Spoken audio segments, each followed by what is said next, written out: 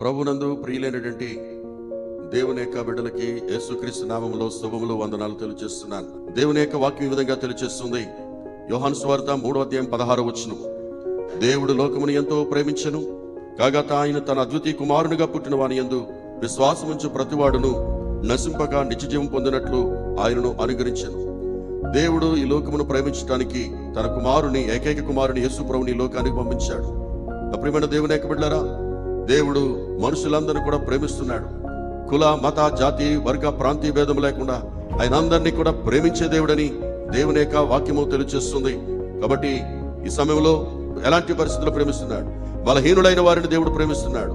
అంత మాత్రమే కాదు, పాపులైన వారిని దేవుడు ప్రేమిస్తున్నాడు. బలహీనులైన వారిని, పాపులను మాత్రమే కాదు, శత్రులైన వారిని కూడా దేవుడు ప్రేమిస్తున్నాడు.